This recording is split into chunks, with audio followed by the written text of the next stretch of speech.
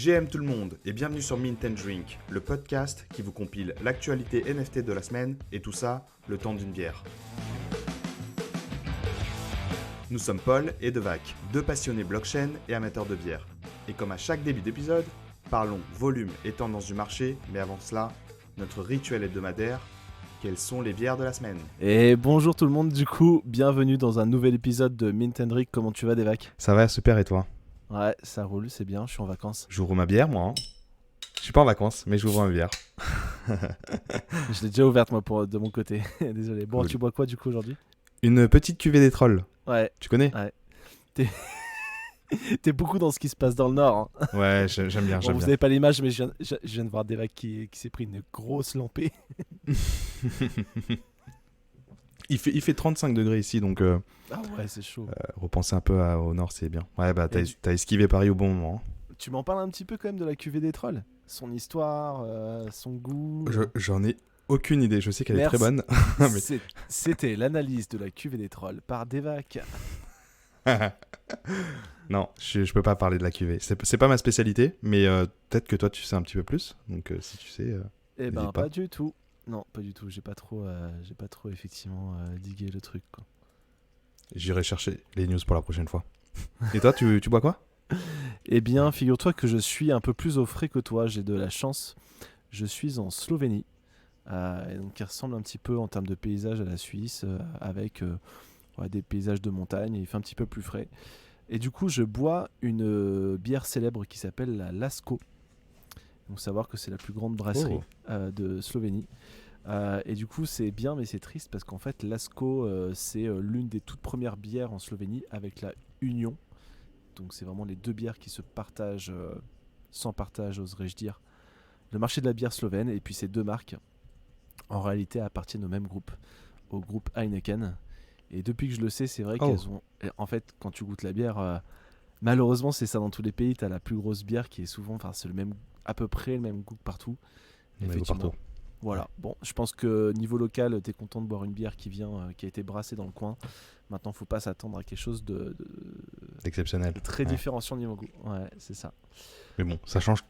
Mais ça change vraiment ou pas, ou pas du tout ?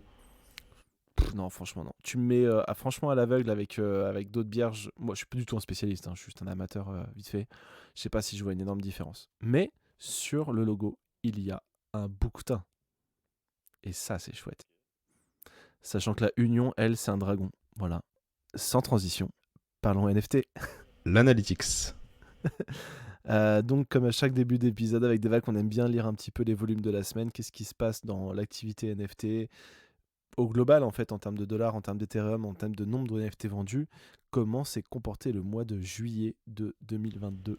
Donc, sur le mois de juillet, donc en OpenSea, en volume, ouais, pas ouf. On s'attendait à un atterrissage, comment dire, un peu plus important versus juin, pardon. Et on a, alors, en termes de volume de NFT vendus, donc vraiment en volume, on est légèrement au-dessus. Donc on a 1,7 million de NFT vendus sur OpenSea versus 1,5 million sur juin. Mais en termes de valeur, on est un peu en dessous. C'est ça. Donc on a eu 528 millions de dollars qui se sont échangés sur OpenSea. Mois de juillet, mois de juin, c'était quasiment 700 millions, donc ça a quand même beaucoup baissé. Donc voilà, le bear market se confirme entre guillemets.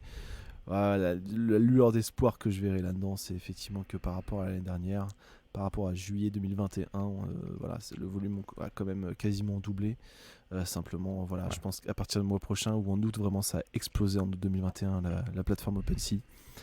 Je pense que là, on va avoir un mois d'août extrêmement calme.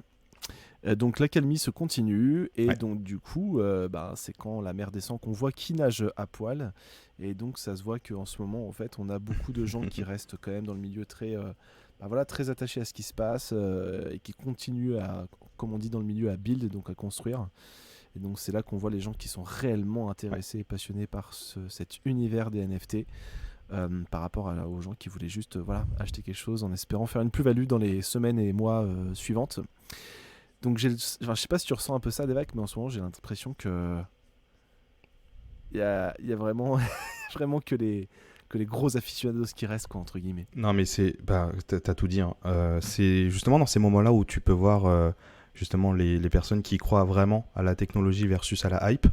On voit justement, il y a un chart que je n'arrive pas à retrouver là depuis 2-3 jours, mais que je voulais voir, c'était le nombre de nouvelles adresses Ethereum qui rentrent sur le marché du NFT.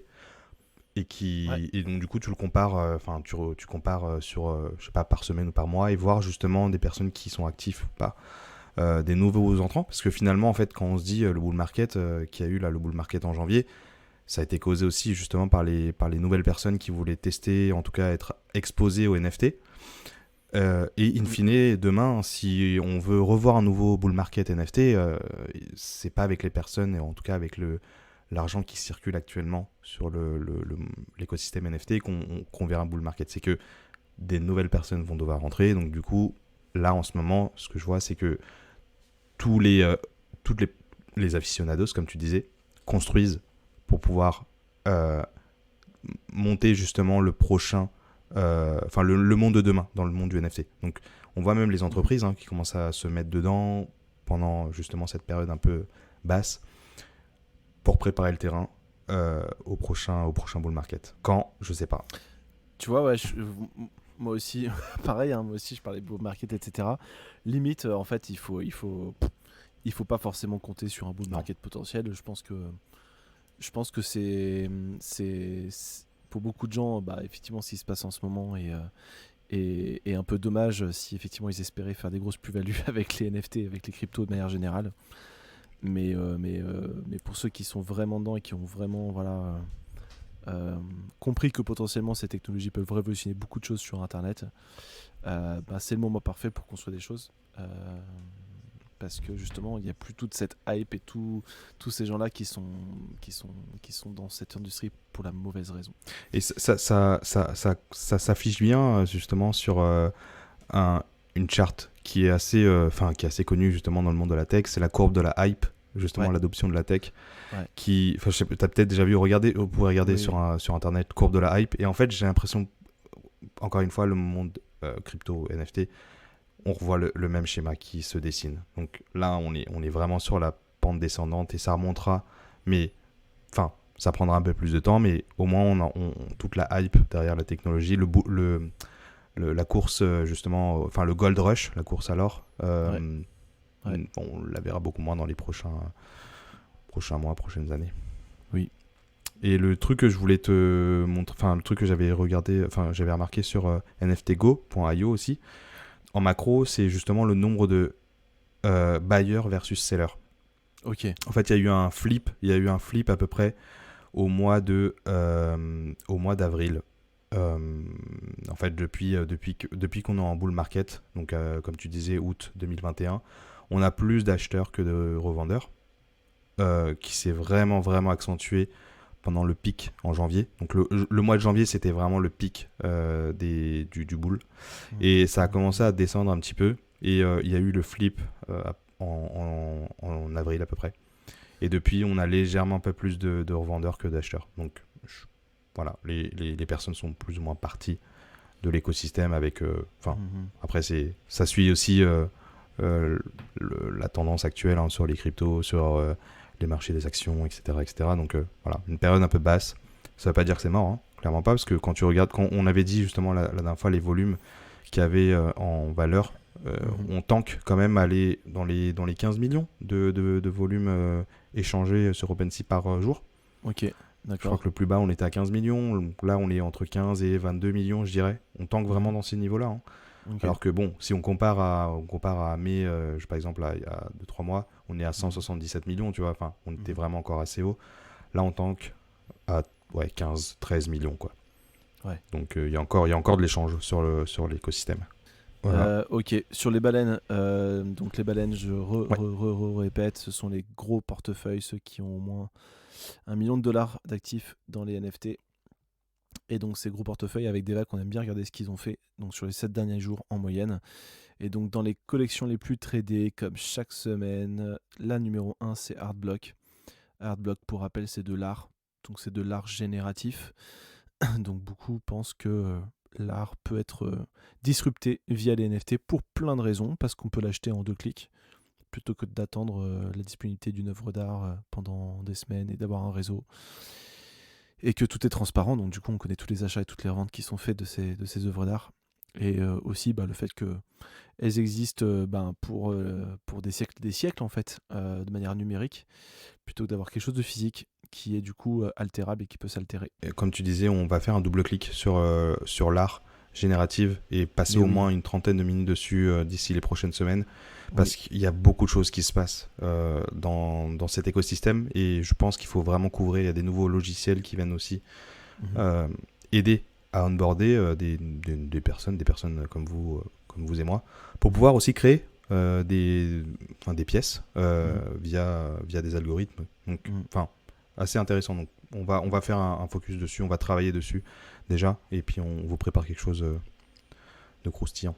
Ouais, j'ai hâte qu'on fasse ça parce que il y a des choses qui émergent qui sont vraiment super intéressantes. C'est pas uniquement des visuels qu'on met sur la blockchain et puis après les gens peuvent l'acheter, parce que les blockchains peuvent aussi avoir un côté interactif. On peut fusionner des œuvres d'art pour en créer une nouvelle derrière. Enfin, il y a beaucoup de choses qui existent où en fait l'œuvre d'art n'est pas seulement un visuel qu'on vend, mais c'est une expérience et ça va être carrément un algorithme en fait qui va agir comme œuvre d'art. Mais on va en parler plus longuement dans un épisode dédié, c'est sûr, un jour ou l'autre. Numéro 2, Other Deeds. Donc ça, c'est les terrains que vous pouvez acheter pour le futur jeu vidéo / métavers de Yuga Labs, donc l'entreprise derrière les Bored Ape. Toujours le numéro 2, ça fait très longtemps que c'est numéro 2. Rien à dire là-dessus. Troisième, Emblem Vote. Je ne connais pas Emblem Vote. Non plus, Ça te parle? non plus. Je j'ai pas suivi ce projet. Et celui d'après non plus d'ailleurs. Eh bien, c'est un bon exemple que ce marché va tellement vite que même des experts comme Devac et moi qui regardent quasiment toujours ce qui se passe n'arrivons pas à suivre la rapidité des choses. Et le Stickman Toys non plus, je ne vois pas ce que c'est. Pareil, C'est peut-être je effectivement pas le je regarde, je sais pas. Ouais. Après, c'est vrai que quand c'est des projets comme ça qui pump et qui dump, concrètement, je passe pas j'ai pas envie de passer mon temps dessus, parce que je sais qu'il n'y a pas de, comment dire, il y a pas de projet derrière, quoi. C'est juste un mouvement financier, et il n'y a pas de fondamentaux. Oui. Voilà, c'est le mot que je cherchais. Il n'y a pas de fondamental derrière. Alors, Donc, il y a beaucoup de gens qui veulent s'intéresser aux NFT et qui ont du mal parce qu'ils disent il y a tellement de trucs, il y a tellement d'arnaques, c'est trop compliqué de s'y retrouver. Alors, non, c'est pas du tout compliqué de s'y retrouver. Vous allez sur OpenSea, vous regardez les projets les plus vendus de tous les temps. Pas sur les dernières 24 heures, évidemment. Sur les dernières 24 heures, vous allez trouver beaucoup d'arnaques. Vous regardez ça depuis Long terme. toute l'histoire des NFT. Vous faites le tri et je pense que voilà, si vous voulez vraiment vous intéresser à NFT, vous prenez les 20 premiers et vous allez regarder un à un les 20 premiers sur Twitter, sur Internet, vous regardez de quoi il s'agit. Et c'est forcément, Le projet, vous allez ouais. tomber à la fois sur de l'art, à la fois sur ce qu'on appelle des PFP, dans des collections d'avatars entre guillemets. Vous allez tomber sur du métavers, vous allez tomber sur du gaming. Et avec les 20 premiers déjà, vous aurez une bonne ordre d'idée des choses les plus solides dans le milieu, quoi. Je pense que c'est un bon conseil, donc, d'ailleurs, ce que tu dis, si on parle de due diligence, d'aller vraiment regarder les projets justement sur le long terme, donc ce qu'on appelle des blue chips dans le milieu, donc des projets qui sont reconnus être fiables sur le long terme, où ils ont construit derrière, où ils se sont, ce qu'on appelle aussi doxés, donc rendus visibles, enfin leur profil sont pas cachés derrière un pseudonyme, ils se sont vraiment tous plus ou moins rendus visibles, pas tous, hein, mais la majorité d'entre eux. Et donc du coup, pour rentrer, en tout cas apprendre du monde du NFT, je pense que c'est un bon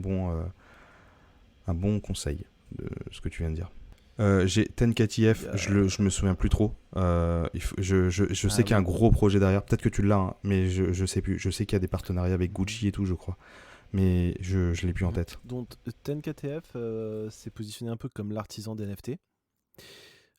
C'est un peu bizarre, mais c'est en gros une marque en fait. Donc je suis Gucci, je veux lancer des NFT plutôt que de le faire moi de mon côté, d'être sa personne. Ben, je viens m'associer à cette boîte-là, à 10KTF ou 10KTF du coup. Et eux, ils vont s'occuper de créer les NFT pour moi, de me créer une mécanique sympa, quelque chose d'un peu original qui sort du projet lambda entre guillemets. Du coup, ça, Une agence un peu. ouais, on peut considérer ça comme une agence de création de NFT sur mesure. Et donc du coup, ça va être une collection, 10KTF / Gucci. Je pense que les marques traditionnelles ont besoin d'un appui de spécialistes, pas seulement pour la technique, etc., mais aussi et surtout pour leur crédibilité au sein de la communauté crypto. Je suis Gucci, je sors une collection Gucci que j'ai fait moi-même par internet, etc. La communauté crypto va dire ok, encore une marque qui veut profiter du système. Je suis Gucci, je sors une collection en collaboration avec un truc qui a un bon statut, qui a une bonne crédibilité, etc., qui a fait ses preuves dans le milieu crypto, Web3, you name it. Donc comme 10KTF, hop, ça m'apporte tout de suite de la crédibilité. Ça sent un peu à ce qu'a fait Nike avec Artefact. Nike a pas dit tiens je vais lancer une paire de baskets. Nike a dit je vais racheter Artefact qui est un spécialiste qui a eu un succès de dingue sur les NFT, la crypto, le Web3. Et du coup ça va me donner la crédibilité au sein de la communauté crypto, la légitimité pour entrer sur le marché en mode je suis pas juste là pour vendre des baskets virtuelles, je suis là parce que je trouve le truc vraiment stylé et que je compte m'investir réellement quoi, entre guillemets. Ouais. Okay. Maintenant j'ai pas digué autant que ça 10KTF, mais si vous allez sur le site ils ont fait pas mal, ils ont fait déjà plusieurs collabs quoi. Ensuite on a Ledger, alors ça va être le topic justement de la semaine. Yes. On va vous en parler juste après. Mais voilà, il apparaît aussi dans les collections les plus tradées des Whales, forcément. Mais on va vous faire un gros deep dive dessus, juste après. Oui. Azuki remonte. Ah ouais. Très bizarre d'ailleurs, Alors... parce qu'Azuki, pour moi, c'était... il était dans la tombe, quoi. Alors, oui et non. En fait, je crois que c'est une baleine, précisément. J'ai vu passer ça sur Twitter. Ah. Une baleine qui a dit vas-y, franchement, ça me va pas du tout. Azuki, c'est de la balle, j'achète tous ceux qui sont en dessous de 10. Et d'un coup d'un seul, cette personne a racheté tous les Azuki en dessous de 10. Il est pensé je sais pas combien d'éthers. Ok, donc il a fait monter le floor artificiellement, c'est sûr. Ouais.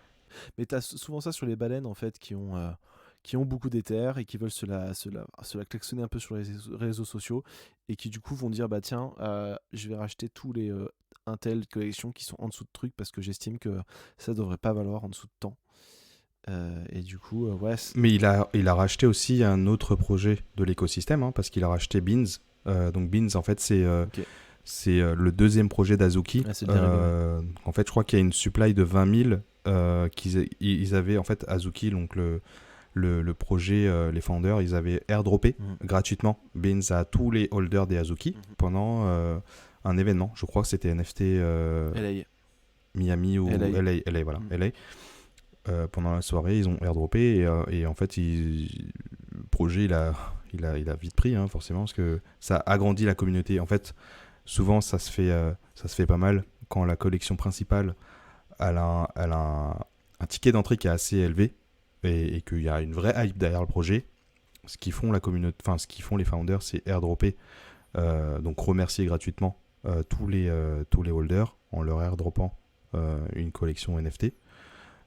Souvent, il leur en donne 2, donc ça fait agrandir un peu la communauté parce que derrière, les personnes qui possèdent les Azuki peuvent revendre cette nouvelle collection à d'autres personnes. Donc, permettrait de faire rentrer des nouvelles personnes dans la communauté en fait Azuki avec la seconde collection. Donc là, ils avaient fait ça. Donc, je vois que le Whale j'imagine, a racheté aussi une partie des supplies, de la supply Beans. Ok, d'accord. Donc c'est un soutien global à la collection, quoi. Ouais. À l'écosystème. Ouais, c'est ça. Mais après, vu leur marketing, tu peux considérer que il y avait un problème avec le fondateur. On va pas en parler ici, mais on pourra faire un deep dive sur Azuki un jour ou l'autre. Hein. Mais je suis vraiment curieux de voir où cette collection va, tu vois, parce que si je cherche des exemples, en gros, pour vous la faire courte, hein, vous qui nous écoutez, Azuki, il y a eu un gros bad buzz il y a 2 mois sur cette collection parce que le fondateur a révélé que il était impliqué dans 3 autres projets qui étaient en fait plus ou moins des arnaques. Donc il avait des scams. Ouais, il avait monté des trucs avant qui étaient très douteux. Et donc tu vois, c'est intéressant parce que Azuki, ça fait partie des 20 premières collections. Donc quand je dis tout à l'heure d'aller voir les 20 premières et que normalement là-dedans il n'y a que des trucs fiables, Azuki en soi c'est un truc fiable, mais ça a été commenté par un mec qui a fait des trucs pas fiables avant. Donc forcément la collection s'est faite complètement bâcher sur les réseaux. Mais tu vois, si je compare ça avec des entreprises traditionnelles, où je me souviens quand j'étais gamin, il y avait ce reportage sur des enseignes de fast-food où genre ils expliquaient que c'était pas frais, que c'était pas bon, que Ouais. les employés Bah, étaient toujours maltraités, maintenant, hein. qu'il y avait des cafards partout, voilà, c'est Ouais. toujours maintenant. Et pourtant, tu regardes la performance économique, culturelle de ces entreprises depuis 20 ans.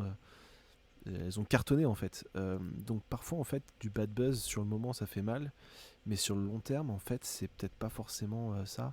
Il y a eu des histoires avec les baskets aussi et les enfants qui fabriquaient des baskets en Chine, au Vietnam et ainsi de suite, Ouais. qui ont fait du mal à certaines marques de baskets et qui pourtant maintenant sont les marques les plus iconiques du monde et les gens se les arrachent. Donc en fait est-ce qu'un bad buzz peut vraiment, tu vois, sur le long terme avoir un gros impact? Sur les NFT, je vais vraiment être très curieux de savoir ce qui va devenir Ouais. Azuki, quoi. L'histoire nous le dira parce que la communauté, elle est quand même très soudée. Et j'avais vu justement, je t'avais parlé de ça, un mec de BCG qui avait posté un thread sur LinkedIn ou non, un post sur LinkedIn. Il avait mis justement comme quoi il avait été invité par Azuki à une soirée avec toute la communauté Azuki. Il était externe à cette communauté parce qu'il n'avait pas, le NFT. Et il avait remarqué que la communauté elle était hyper friendly. Elle-ci, en fait, il n'y avait pas de. Il n'y avait rien de négatif en fait. Il avait ressenti ça pendant la soirée en parlant aux gens, etc. etc. Donc je pense qu'il y a une communauté très soudée. Enfin, tu vois, l'art est vraiment stylé. Ils font partie des 3 projets qui ont le plus cartonné sur OpenSea depuis le lancement, avec Bored Ape et Moonbird. Azuki, il fait vraiment partie des top 3, quoi. Malheureusement, il y a eu un problème avec un de ses founders. Peut-être qu'il partira un jour pour faire survivre cette collection. Je sais pas. Enfin, pour l'instant, il n'y a rien de prévu. Mhm. Ils sont un peu en mute depuis quelques mois. Ils sont un peu en mute et je pense que c'est une très bonne stratégie. Surtout dans un milieu où tu vois le mystère est clé. Après, j'ai Goblin Town. Goblin Town, ok, ils sont toujours là, hein, mine de rien, mais bon, après tu vois, il n'y a pas eu beaucoup de trades, hein, il y en a eu 9. Hein. Ah, c'est pas avec ça qu'on va aller loin. Hein. Et puis les Beans qui font partie de la même collection que Azuki. C'est tout pour les whales. On va passer sur les premiers topics. Enfin, le premier topic présenté, c'est Ledger. Si tu veux faire un petit laïus sur Ledger. Un petit laïus sur Ledger. Ah là là, où commencer quand on parle de Ledger? Donc, déjà, vous pouvez pas vous intéresser aux NFT sans vous intéresser à Ledger, surtout si vous êtes français. Donc, Ledger, c'est une espèce de clé USB. Ça ressemble à une clé USB, mais ça n'en est pas une. Hein. Juste qu'en termes de format, ça ressemble à une clé USB. Donc, c'est un objet que vous achetez. Un vrai objet, un physique, hein, pas un truc digital. Vous le recevez. Donc, c'est une boîte française qui est hyper présente maintenant aux États-Unis. Et donc, qu'est-ce que ça vous permet de faire concrètement? Ça vous permet de sécuriser votre code d'accès à vos cryptos. Donc, comme les crypto-monnaies sont basées sur de la blockchain et les NFT aussi, et que la promesse de la blockchain c'est d'être décentralisé, donc ça vient avec tous les avantages de la décentralisation évidemment, mais la décentralisation ça vient aussi avec des inconvénients. Et notamment le fait que si jamais vous perdez votre code d'accès à vos crypto-monnaies, il n'y a personne vers qui vous pouvez vous retourner, par exemple un Facebook ou une banque ou l'État ou Monsieur Ethereum. Il n'y a personne auprès duquel vous pouvez vous retourner pour retrouver accès à votre compte si vous perdez votre clé de privé. Donc la décentralisation, c'est vraiment le gros désavantage, entre guillemets, c'est ça en fait. C'est que vous êtes le seul ou la seule responsable de la sécurité et de la pérennité de votre compte crypto. Voilà. Et ça, c'est crucial. C'est crucial parce que quand on met un peu d'argent sur les crypto-monnaies, et bien évidemment, on n'a pas envie de les perdre. Si jamais on oublie ou qu'on perd son code. Et donc Ledger vient d'un constat très simple qui est que la plupart des gens vont stocker leur code d'accès à leur crypto sur leur téléphone portable, leur ordinateur ou leur compte cloud, donc iCloud ou Google Drive ou autre chose, en se disant bah voilà, c'est impossible de les perdre parce que si jamais, même si mon ordi brûle, même si mon téléphone je le casse, bah c'est dans le cloud, hop, je rachète un téléphone, j'ai accès à mon cloud, pouf, j'ai toutes mes clés privées dessus. Et donc Ledger s'est créé autour du concept que il faut surtout jamais faire ça. Pourquoi ? parce que, contrairement aux idées reçues, c'est très simple de hacker un compte iCloud, de hacker un téléphone, de hacker un ordinateur portable. Si des hackers vous connaissent et vous suivent, et vous accédez à un Wi-Fi pas hyper sécurisé, et que vous oubliez tel mot de passe, ou que vous avez un problème avec quoi que ce soit, vous prenez un risque énorme que des hackers un peu doués réussissent à avoir accès à toutes vos données sur votre téléphone ou sur votre ordi ou sur votre compte iCloud, et du coup arrivent à extraire votre clé privée et à accéder à vos cryptos, à vous les piquer, et après vous pouvez plus du tout y accéder. Ils font même, Ledger parle aussi même du fait que parfois les hackers mettent beaucoup de temps à retrouver des clés privées. Donc par exemple, toi, Devac, tu te fais hacker aujourd'hui. Les hackers chopent toutes tes données. Ils vont peut-être mettre 1 an avant, parmi toutes les données que tu as, avant de vraiment mettre la main sur la clé privée. Parce que ça peut mettre du temps à trouver parmi des milliers de données. Et donc, il faut même flipper les gens, Ledger, en disant que en fait, vous êtes peut-être déjà hacké, mais peut-être que vous ne le savez pas encore. Et donc, du coup, Ledger dit quoi ? Et la plupart, tout le monde est d'accord avec ça dans le domaine crypto, c'est qu'il ne faut jamais mettre votre clé privée, donc votre clé d'accès à vos cryptos, sur un device relié à Internet, quel qu'il soit. Donc, ne prenez pas une photo de votre code. Parce que quand vous prenez une photo, votre photo potentiellement elle va sur iCloud ou elle va sur votre téléphone et après c'est fini. Il y a une trace qui est quelque part et un hacker peut la retrouver. Même si vous supprimez votre photo, c'est dans un dossier supprimé, quelqu'un peut y avoir accès. Ne rentrez votre code nulle part, pas sur un ordi, nulle part. Enfin bref, n'y touchez jamais. Et donc ce qu'il faut faire, c'est que ce soit complètement offline. Mais complètement. Et donc pour ce faire, vous avez 2 solutions. Soit vous avez un bout de papier, vous écrivez le truc dessus, soit vous achetez un Ledger. On part du principe qu'un bout de papier, c'est pas hyper fiable ou hyper sécurisé.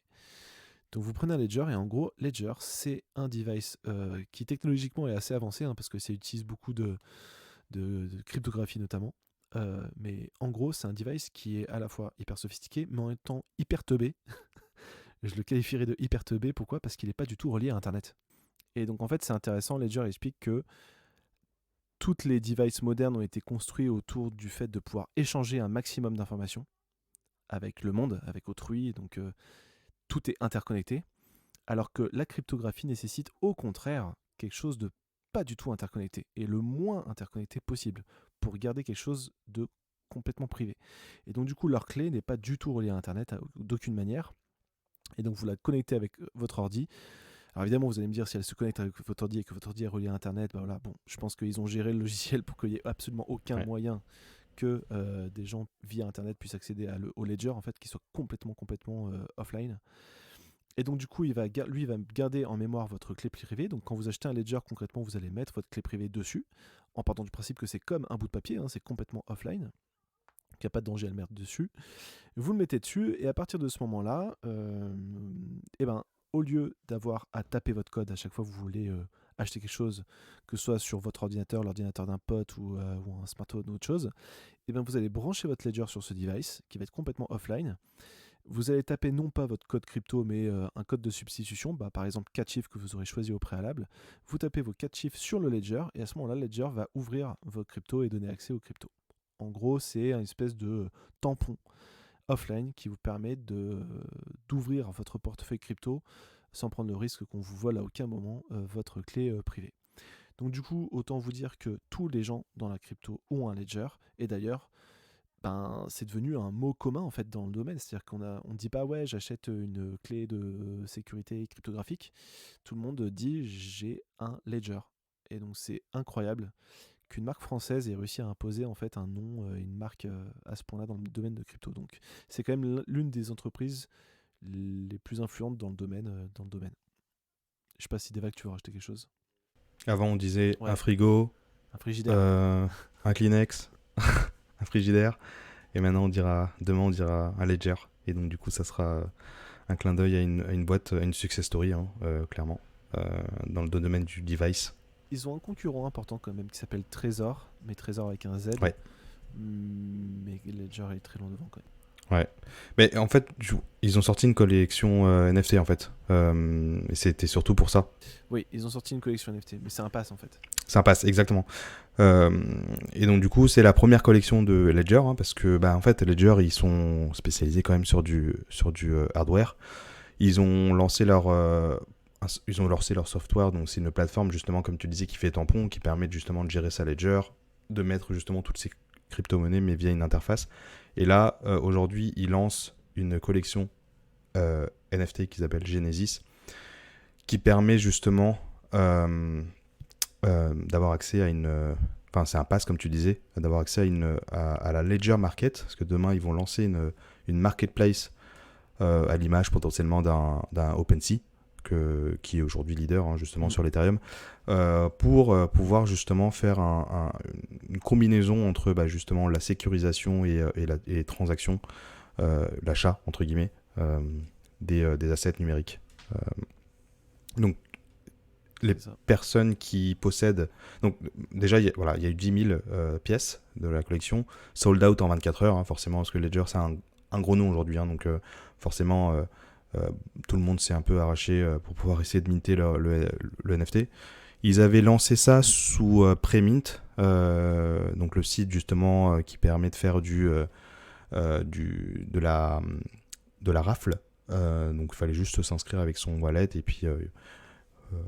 il sélectionnait justement un peu au hasard les 10 000 personnes qui pouvaient prétendre au mint. Et le mint, c'était 0,3 Ether, qui était assez cher quand même par rapport aux collections qui se lancent aujourd'hui. C'était à peu près 500 €. Je crois que c'était 500 $ à peu près, 400 à 700 $ selon le prix je crois d'Ether. que j'étais dans la pré-mint, mais du coup, j'ai pas minté le truc parce qu'effectivement...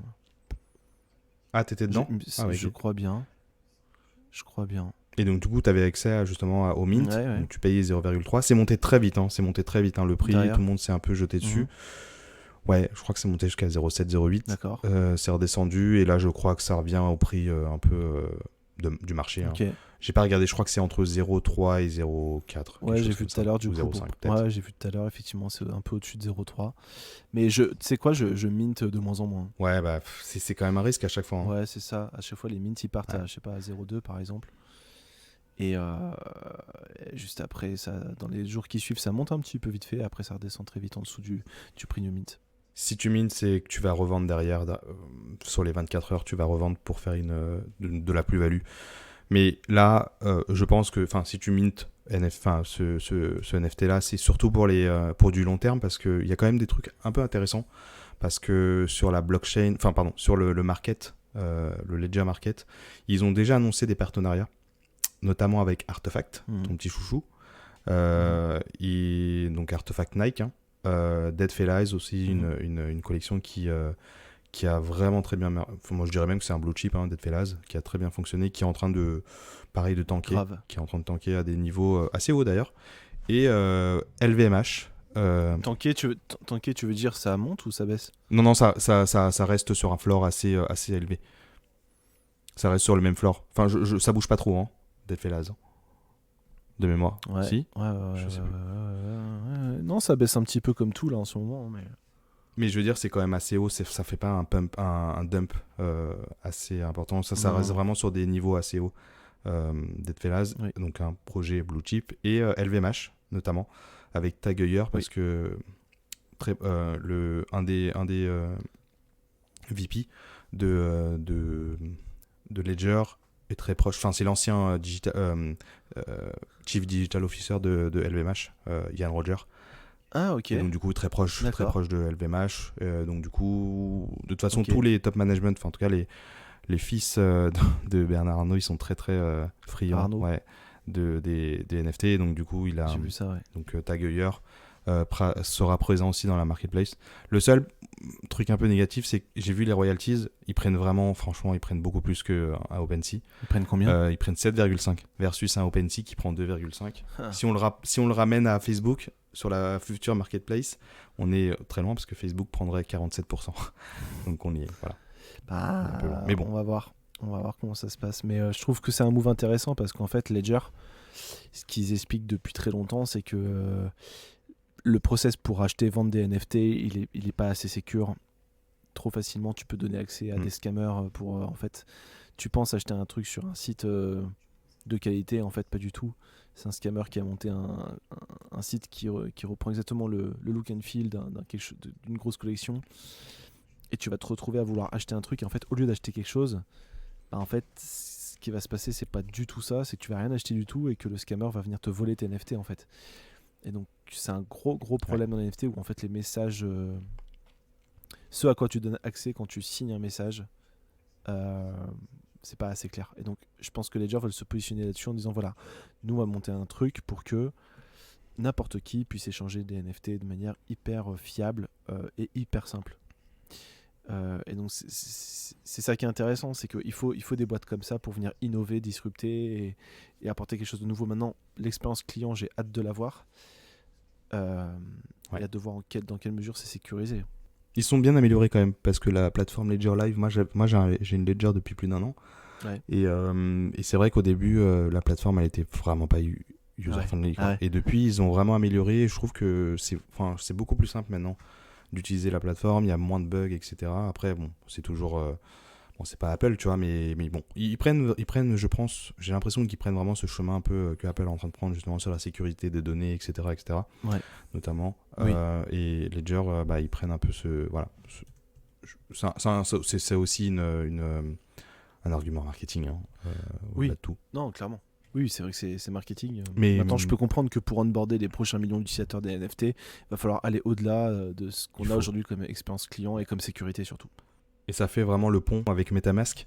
Et comme tu disais, justement, il n'y a pas une semaine qui se passe sans qu'on entende parler un hack d'une plateforme, d'un serveur Discord ou n'importe quel projet. Vraiment, tous les jours, on entend parler de ça. Et justement, en fait, quand tu regardes tous ces piratages, ils ont souvent un point commun, en fait. Ça vient de l'utilisateur qui clique justement sur un lien ou qui valide ou qui signe une transaction sans même la lire. Parce que, voilà, selon l'état qu'on a, justement, l'état d'où on est dans la journée, des fois quand on est fatigué, on peut facilement signer une signature via son MetaMask. Donc en fait, MetaMask, ça serait, on va en parler juste après, mais c'est le wallet à l'image de Ledger. C'est un wallet, mais qui est un wallet digitalisé, donc c'est un wallet online. Oui. Et souvent, en fait, on fait toutes les transactions via le Ledger. En fait, c'est un peu la porte pour aller s'exposer au Web 3.0, donc crypto-monnaie, NFT, DeFi, etc. Et c'est vrai que souvent, les scammers, ils sont de plus en plus aguerris. Ils arrivent à vraiment créer des plateformes, des sites qui permettent d'ouvrir justement... pas de forcer, mais d'inciter les utilisateurs à signer, ouvrir leur compte Ledger et envoyer leur seed, etc. Et en fait, on a l'impression vraiment que c'est la vraie plateforme, mais sauf que non, en fait, ils prennent juste tout au fond, quoi. Et en fait, MetaMask n'avait jamais ajouté cette fonction qu'ils ont ajouté aujourd'hui, enfin. Mais en fait, aujourd'hui, la nouvelle fonction, en fait, elle permet d'alerter l'utilisateur justement sur le fait que vous allez approuver potentiellement une transaction qui a un gros risque. Donc maintenant, quand on va signer une transaction, le Ledger va faire le pont, va dire ok, cette collection que vous achetez à Bored Ape Yacht Club, c'est pas la vraie ou c'est pas la fausse. On le verrait directement. Donc voilà, c'est le travail qu'ils devaient faire depuis très longtemps. Ils le sortent maintenant, enfin. Oui.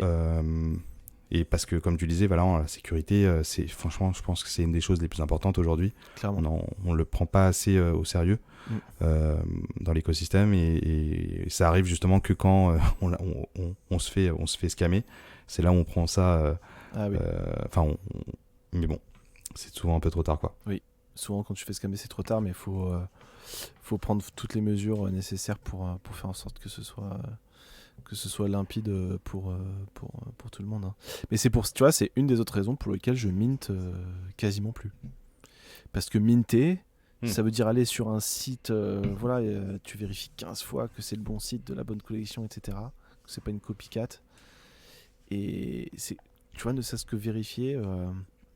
Regarde le site des Cool Cats, par exemple. Le site des Cool Cats, c'est coolcatsnft.com. Bon. En vrai, quand je vais sur coolcatsnft.com, je me dis, s'il faut, c'est un fake.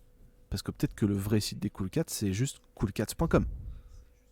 Tu vois ce que je veux dire ? Ouais. Je veux dire, Cool Cats NFT, ok, ça aurait pu être... Donc, je vais aller sur le Twitter de Cool Cats, tu vois. Je vais sur Twitter, je vais sur Cool Cats. Donc je tape Cool Cats dans ma barre de recherche Twitter. Et là, je vois un compte officiel Cool Cats où il y a bien l'URL coolcatsnft.com. Et donc là, je suis sûr, a priori, que c'est la bonne.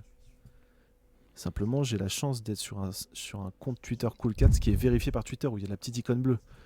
Mais qu'est-ce qui se passe quand t'as pas la petite icône bleue sur Twitter ? Dans ce cas-là, moi, je vais me dire, oula, est-ce que je suis bien sur le vrai Twitter ? Ou est-ce que je suis pas sur un faux compte Twitter de la collection ? Tu vois ? Et après, tu vas loin. Et en fait, du coup, faut vraiment faire gaffe. C'est une des autres raisons pour lesquelles je mine plus, c'est en fait, genre, j'arrive pas à avoir de moyens pour être 100%, je parle pas de 99,9, je parle de 100% sûr d'être sur le bon site, tu vois.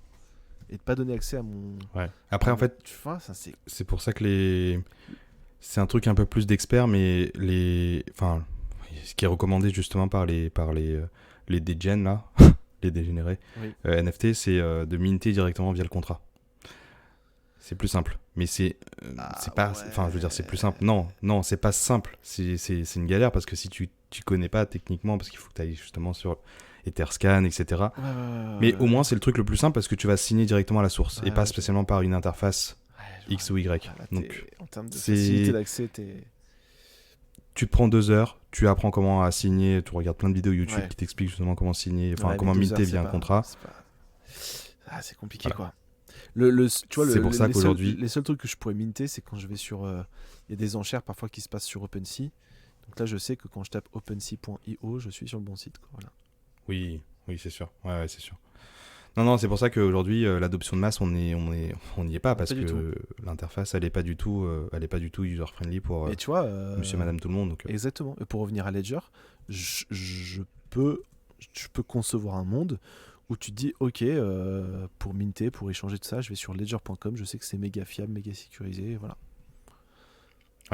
Ouais, c'est vrai. Et puis la clé, Ledger aussi fait tampon, qui sécurise et qui t'alerte aussi, parce que ça, c'est un avantage aussi de la clé Ledger. Donc ouais, grave. C'est vraiment, c'est sécurité avant tout, et ils ont raison de travailler sur ça. Et on parle vraiment de NFT aujourd'hui, mais c'est pareil pour les crypto-monnaies qu'on a sur les exchanges centralisés. Ouais, complètement. On a vu récemment les différents dumps de certaines plateformes, justement, en ayant tout sur la Ledger. C'est toujours plus sécure. Mais bon, complètement. Après, chacun fait ce qu'il veut, ce qu'il peut. On va encore avoir beaucoup d'innovation dans ce domaine-là, pour sûr. Ouais. Il y a de la place pour tout le monde, je pense. Il y a juste des personnes créatives qui vont toujours trouver des nouvelles plateformes, des nouveaux projets qui vont justement patcher tous les problèmes qu'il y a justement dans l'écosystème. Mais ça viendra. Ouais, ça viendra. Il y a plein d'initiatives. Le Solana Phone, tu vois, ça va être intéressant aussi. Damien Hirst. Si tu veux, on peut... Ouais, j'aime bien. J'ai fait un peu de recherche sur lui. Cool. Hyper intéressant, ce mec. Alors... Tu connais, t'as un peu de background sur lui ? Ouais, mais vas-y, peut-être que t'en as plus que moi, du coup, comme t'as dit. Alors, Damien Hirst, c'est un artiste anglais qui a aujourd'hui 57 ans, donc il a une grande carrière derrière lui. Il est un peu controversé aussi, parce que je vais vous le dire justement pourquoi. Et il faut savoir aussi que c'est un des artistes les plus riches au UK. Il a une fortune estimée à peu près 400 millions de dollars en 2020. Donc, il est, pour un artiste très très riche. Et c'est un des artistes les plus influents justement, en tout cas au UK et dans le monde aujourd'hui. En fait, il a un style un peu controversé. Pourquoi ? Parce que la mort est centrale justement dans ses travaux, et il est connu pour avoir créé la série qu'il appelle donc en français, c'est que l'art soit plus réel que ne l'est la peinture. Et en fait, c'est constitué de cadavres d'animaux. Genre, il y avait des cochons, il y a des cochons, des vaches, des moutons, des requins, des tigres, etc. Et qui sont présents dans des aquariums. Et c'est des vrais animaux, en fait. D'accord. Et il est connu pour cette série-là, qui a été vendue à plusieurs collectionneurs. Il a aussi fait d'autres projets, on va dire plus mainstream, notamment la cover de l'album des Red Hot, de l'album qui s'appelle I'm With You. Un album de 2011, et il a fait aussi plus récemment la cover, donc là ça a été annoncé il n'y a pas très longtemps, il y a quelques mois, la cover de l'album de Drake, Certified Lover Boy. Donc c'est celle avec les emojis en fait, avec les emojis de la femme enceinte. Ouais. Exactement. Et donc c'est lui qui a dessiné cette cover aussi. Donc voilà, il a fait quelques projets un peu mainstream et des projets, on va dire, un peu plus dans le monde de l'art. Ok. Et controversés. Pourquoi ? Parce qu'il il a fait, il est très, c'est assez morbide tout ce qu'il fait. D'accord. Et en fait, pourquoi on parle de lui ? Parce qu'en fait, il s'est aussi lancé dans le monde du NFT. Il est assez avant-gardiste. Il aime bien tester plein de choses, tout ce qui est un peu nouveauté, etc. Il aime bien. Et il avait lancé justement cette collection qu'il appelle The Currency. Une collection qui est basée sur une œuvre qu'il avait réalisée 2-3 années avant, 2016 je crois de mémoire. Et il a créé justement une collection NFT qui est liée justement à cette pièce. Et il avait, je crois qu'il en avait sorti 10 000, c'est ça, 10 000 en 2021, 10 000. En juillet 2021. C'est ça. Donc il fait vraiment partie des premiers techniquement dans l'écosystème à avoir créé une collection NFT, un artiste qui se lance dans les NFT en 2021. Vraiment pour un artiste de cette dimension, je pense que c'était une première dans le domaine. Oui. Et en termes de prix, j'ai regardé justement un peu le mouvement des prix, comment il a fluctué entre l'année dernière et aujourd'hui. C'est monté très haut. La collection, la pièce la plus vendue, elle était à 176 000 $, wow. Avec un average à 21 000 $ à peu près. J'ai pris le prix en dollars pour que ça soit plus plus terre à terre, parce que le prix de l'Ether a quand même pas mal bougé entre 2021 et aujourd'hui. Donc à peu près 21 000 $, le prix moyen sur cette collection. Et après 8 000 $ sur les derniers mois. Et je vais vous dire justement pourquoi 8 000, pourquoi les derniers mois. Parce qu'en fait, quand il a lancé ce projet-là, l'idée c'était de se dire que les collectionneurs avaient 1 an pour se décider de choisir entre la version physique ou la version digitale. Ouais. Donc 27/07, donc il y a quelques jours, c'était la deadline pour choisir laquelle version. Et en fait, si les collectionneurs choisissaient la version physique, ils brûlaient le NFT. Ouais, donc le NFT disparaissait en fait. Exactement, le NFT disparaissait. Ils le détruisaient. Et si tu choisis le NFT ? Si tu choisis le NFT, il te fait pas de pièces physiques. Parce je crois qu'il les a pas déclinées manuellement. Si, je crois il a sa version. Si. Il me semblait que si. Il me semble qu'il les a créés les 10 000. Mais justement, il les brûle en fait. Il a prévu de brûler toutes celles qui n'étaient pas réclamées après. Parce que j'ai vu une photo de lui sur Twitter il n'y a pas longtemps avec plein d'images de points en disant est-ce que vous finissez par être détruite ou pas. Ouais. T'as raison. Ouais, je pense que pour le storytelling, c'était peut-être mieux de le faire comme ça aussi. Et je trouve c'est marrant. Je crois qu'il les brûle vraiment pour jouer avec le côté, parce que quand on brûle un NFT, quand on détruit un NFT, on appelle ça le brûler, donc burn en anglais. Et je pense que justement les papiers, donc des œuvres d'art réelles, il va les brûler, je pense, pour faire référence, un petit clin d'œil au terme burn dans les NFT. Et donc il a vraiment pris les codes de l'écosystème NFT, donc ça fait depuis 1 an déjà qu'il est là, donc on peut vraiment dire que c'est un OG aussi, clairement, en termes d'ancienneté. Et donc du coup, en résultat, donc il y a quelques jours, le 27, c'était la deadline. Donc sur les 10 000, il y en avait 400, donc il y a 408 851 51 pièces qui sont restées NFT, et donc du coup 5149 qui ont été brûlées contre l'artwork en physique. Donc voilà, à peu près 50-50. En fait. Ouais, ok, c'est intéressant. C'est ça. Et ce que je trouve intéressant aussi par rapport à ce qu'on disait avant des vagues, c'est que pour moi, quand l'art fait des NFT, il y a très souvent, quasiment tout le temps, une logique de mécanique derrière. Si vous prenez votre œuvre d'art, vous la mettez sur la blockchain et que vous la vendez telle quelle, sincèrement, ça sert à rien, à moins d'être Picasso, quoi. Donc ça, c'est ce qu'on fait déjà beaucoup d'artistes avant. Mais là, Damien Hirst, du coup, même lui, qui est vraiment un énorme artiste, n'est pas arrivé juste dans les NFT en disant tiens, je vais mettre des œuvres d'art sur NFT. Il a créé une mécanique où les gens ont 1 an pour se décider entre l'œuvre d'art physique et l'œuvre d'art digitale. Vous avez compris le principe. Mais en fait, du coup, vous allez souvent retrouver dans l'art NFT, dans l'art blockchain, dans l'art crypto, vous allez souvent retrouver un twist mécanique d'une manière ou d'une autre, où il va se passer quelque chose en fait à l'intérieur de la collection NFT. Et donc on parlait d'art génératif tout à l'heure. L'art génératif, ce qui est intéressant, c'est que au moment où vous achetez la première pièce d'un art génératif, c'est là où l'algorithme se met en route, vous génère votre œuvre d'art, donc vous pouvez pas savoir d'avance à quoi va correspondre l'œuvre en fait. Donc ça aussi, c'est un côté mécanique qui a été introduit grâce au NFT. Donc ça qui est vraiment passionnant dans le domaine de l'art. Ouais, donc là, en vrai, non, mais t'as raison, parce que surtout que là, l'idée, c'est de se dire qu'il est en train de merger l'art traditionnel avec l'art digital, parce que, voilà, il laisse le choix en plus, hein, tu vois, donc là, il y a pas, on parle peut-être qu'il y a des personnes qui ont peut-être un NFT et qui en a peut-être 2 ou 3 NFT, et du coup, ils peuvent collectionner les deux, tu vois. Mais in fine, là, tu vois qu'il y a à peu près 50-50, et moi, la question que j'aimerais te poser à toi, c'est, si toi, tu avais eu le choix, alors déjà, est-ce que tu étais holder justement de cette collection? Sinon, si tu avais le choix, qu'est-ce que tu aurais choisi, toi? Alors non, j'ai beaucoup réfléchi. J'ai pas été holder de cette collection parce que j'ai vraiment envie de m'investir dans des projets entre guillemets crypto-natifs. Donc pas forcément des artistes.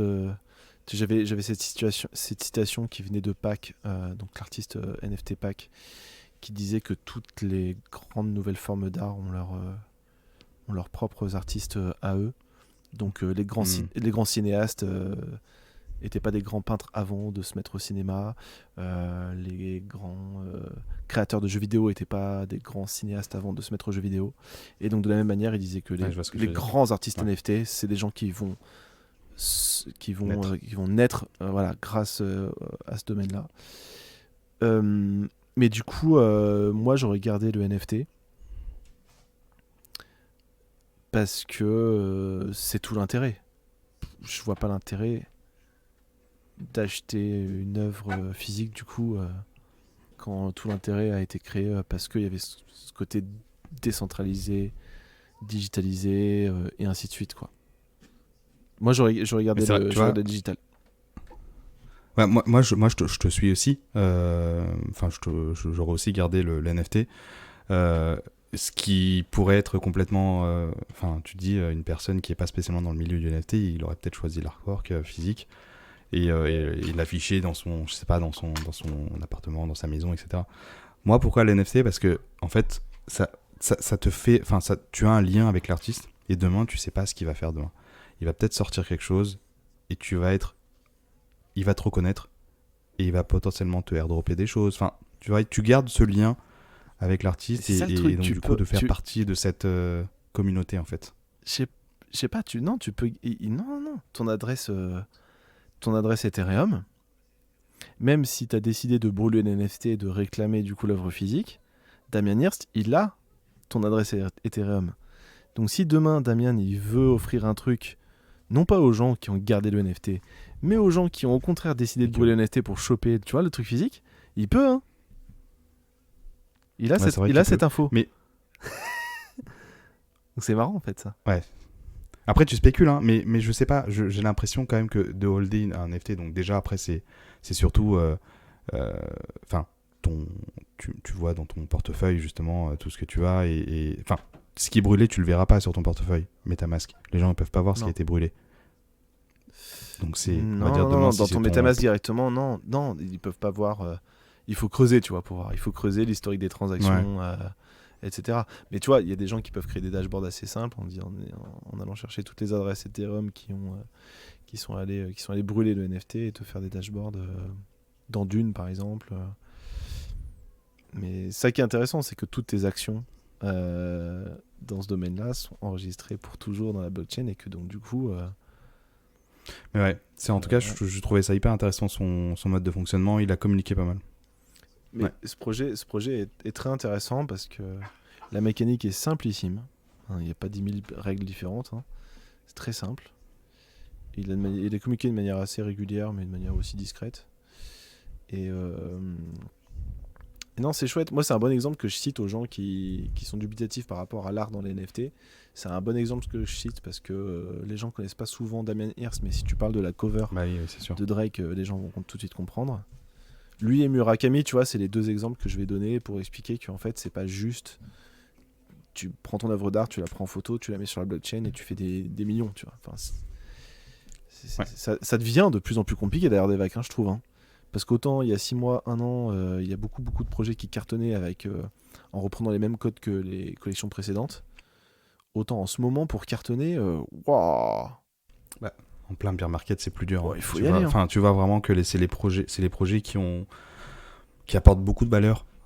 Parce que même les investisseurs, ils ont pas spécialement, enfin, ils sont comme tu disais, tu vois, même toi tu le disais, tu vois, on n'a pas spécialement envie d'investir comme un dégénéré, surtout Oui.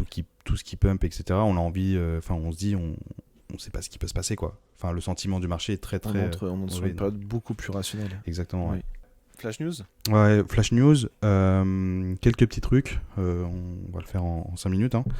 Je sais pas, il y a eu le Tomorrowland là, en Belgique, Ouais, je crois, c'est ça. J'ai vu ça, ouais. La semaine dernière, et en fait, il y a eu, alors je sais pas si t'as vu cette news, mais on avait parlé à un moment donné, enfin j'avais parlé à un moment donné de ce DJ qui s'appelle Bored Ape Rave Club, tu sais, sur le podcast, Oui. on citait justement tous les projets NFT basés sur les Bored Ape. Et donc du coup, en fait, au Tomorrowland, ce DJ a mixé sur la main stage et il a mis son masque, il a mis un masque avec le singe, un peu comme Marshmallow, tu sais, le DJ aussi, Ah, marrant. qui a toujours un masque. Oui, Pareil, ouais. il a mixé devant des millions, des milliers de personnes au Tomorrowland. Après, je sais pas hein, ton avis dessus. Enfin, moi je trouve ça marrant. Après, c'est vrai que la majorité des gens ils savent pas spécialement qui est ce mec et à quoi fait référence le singe. Mais en tout cas, c'est une pub énorme pour Bored Ape parce que ça a été repris dans la presse spécialisée, etc. Donc l'artiste se fait un petit nom au sein de la communauté crypto et commence aussi à avoir un nom aussi. Alors on sait pas qui y a derrière le mec, hein, derrière le masque. Hein. Il s'est jamais doxé comme on dit, il s'est jamais doxé. Mais c'est peut-être un mec connu ou c'est peut-être un mec random qui avance dans la musique. Mais il est bien supporté parce que je crois qu'il a un label derrière maintenant, assez connu. Ok. Mais voilà, il a mixé au Tomorrowland. Ce serait marrant que derrière ce soit un mec connu, tu vois, qui se révèle un jour ou l'autre. Ça serait assez drôle. Mais bon, pour l'instant, on sait pas trop. Intéressant. Ok, marrant. Pour rester encore dans le monde de l'art, il y a une collection de Quentin Tarantino de NFT. Non, j'ai trouvé ça assez intéressante. La façon dont il s'est lancé dans le monde du NFT. En fait, il a vendu des scènes qui avaient été supprimées du film Pulp Fiction. Il les a revendues en NFT. Ah bon ? Ouais. Ah bon ? Fine art, exactement. Ça peut être un bon use case pour les prochains projets Hollywood. Le seul problème, et c'est là où en fait il a mal géré, en tout cas entre guillemets il a mal géré, je sais pas s'il a mal géré, mais en tout cas il y a des poursuites contre lui, notamment du studio parce qu'il n'avait pas le droit d'utiliser ces rushs parce que ça appartient au studio apparemment. Donc il est en procès. Alors je pense que c'est son avocat, il le gère. Après je pense que Quentin Tarantino il s'en fout. Je pense qu'il a fait quand même ça et il s'est dit je verrai. Même Quentin Tarantino est un scammer. non, c'est juste qu'il avait pas spécialement les droits, donc il a vendu voilà ces NFT. Mais en tout cas j'ai trouvé le use case assez intéressant de reprendre justement des scènes du film. Et carrément. supprimer. Et en plus les personnes voilà, je sais pas s'il y a une cession des droits qui avait été aussi adossée à ça. C'est censé te donner les droits. Après si lui-même n'avait pas les droits. Non, c'est ça. En fait, c'est là où il y a un combat un peu juridique. Pour l'instant, il n'y a pas de news, mais voilà. En tout cas, il avait pas le droit de le faire, mais le use case était intéressant pour le coup. C'est pour ça que je l'ai noté. Le use case c'est marrant. Carrément. Solana Space et on finit par ça ? Ouais, vas-y. Bah non, vas-y, c'est toi qui as suivi ça aussi. Hein. Solana Space, alors en deux mots, parce que j'ai pas regardé toutes les news derrière Solana Space. En fait, ils ont ouvert un magasin comme un Apple Store à New York, où en fait les personnes peuvent rentrer et c'est en fait peuvent rentrer. Non, en fait ils ont ouvert un magasin Solana à New York comme un Apple Store et en fait les personnes peuvent venir à l'intérieur pour apprendre l'écosystème Solana. Donc comment setuper un wallet, sur quel projet monter, etc. Donc c'est, on va dire, plus une education house, mais assez stylé parce qu'ils ont vraiment repris un peu les codes, tu sais, d'un shop à la Apple Store. Avec je suis en train de regarder là, il y a même du merch et tout ça, tu peux acheter des baskets Solana. Forcément, on va faire un peu d'argent. Et des t-shirts not financial advice. Voilà, en fait, ils sortent tout un écosystème pour faire un peu de pub auprès de Solana, mais surtout, en fait, ils veulent vraiment faire ça pour ramener du monde, éduquer les gens avec des vraies personnes, tu sais, en physique, qui t'apprennent comment setuper un wallet, qu'est-ce que c'est la blockchain, comment minter un NFT, etc. Ouais, mais c'est grave cool. Je trouve ça hyper intéressant. C'est grave cool. Ça donne de la présence. Ça matérialise un petit peu toute la. Je sais pas, toute l'espèce de micro-culture qu'on est en train de se créer dans le milieu où je pense qu'à terme, tu vas reconnaître les gens qui vont porter un t-shirt WAGMI ou un t-shirt je sais pas quoi. Et ça fait partie de cette hype, tu vois. Je me verrais bien porter des t-shirts avec des petits messages pour qu'on puisse... s'il y a quelqu'un, tu vois, du milieu qui me croise, qui va reconnaître, qui va me dire « Ah ouais, je sais que t'es du milieu parce que ça veut dire ça. » Mais il y a toute une culture qui se crée autour de notre domaine et c'est important qu'elle soit aussi matérialisée par des lieux physiques. Ouais, et ça rajoute, je trouve, un peu ce côté humain qu'on n'a pas spécialement parce que tout se fait via Internet. Et là, en fait, du coup, il y a un espace physique dédié à des personnes qui sont là, qui vous expliquent comment justement rentrer dans l'écosystème. Donc les personnes qui sont curieuses, et je crois que tout est gratuit, notamment toute l'éducation. Et voilà, un peu comme un Genius Bar. Leur marque, ouais, c'est ça. Et surtout que Solana, ils se vendent quand même. Donc Solana, c'est la deuxième blockchain entre guillemets dans le monde du NFT en tout cas. Gaming surtout. Ils sont très forts. Ils ont onboardé beaucoup de personnes après Ethereum. Il y a quelques projets qui commencent à se créer dessus. On avait parlé, je crois, ou on va en parler. Bon, il y a d'autres projets que Solana est en train de créer, mais en train de vraiment bridger le monde Web3 avec le monde Web2 pour onboarder un maximum de personnes, éduquer, etc.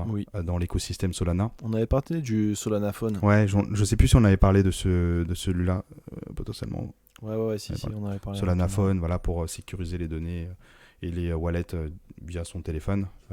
Voilà. Ils essayent vraiment de reprendre un peu les codes des boîtes qui ont bien fonctionné dans le Web 2.0, comme les Apple, etc. Et voilà, pour recréer justement l'expérience dans le monde du Web 3.0. Et ils le font plutôt bien parce qu'ils ont... je trouve ça assez intelligent de le faire comme ça. Il y a besoin. En fait, il y a besoin de compétiteurs d'Ethereum. C'est important. Parce que ça va pousser Ethereum à devenir encore plus gros et meilleur. Ça peut-être qu'il y a des concurrents qui vont devenir plus gros un jour, mais la concurrence, ça a vraiment du bon. Et surtout des concurrents comme Solana qui veulent vraiment se marketer, en fait. Et essayer de démocratiser la décentralisation au plus grand nombre. Et il va y avoir vraiment besoin de ça, quoi. Ouais. Et voilà pour les news de la semaine en 5 minutes. Ça dure un petit peu plus longtemps, mais voilà. Eh bien, il ne nous reste plus qu'à vous remercier pour nous avoir suivis jusqu'à là. Si vous aimez le podcast, n'hésitez pas à laisser un petit commentaire ou à venir nous suivre sur les différents réseaux, à nous faire des suggestions sur des améliorations. On est en train de construire ça progressivement avec Derek. Et donc je pense que on va avoir des nouvelles versions à partir de la rentrée. C'est ça. Merci beaucoup de nous avoir écoutés. Salut Paul. Merci beaucoup, salut. Ciao.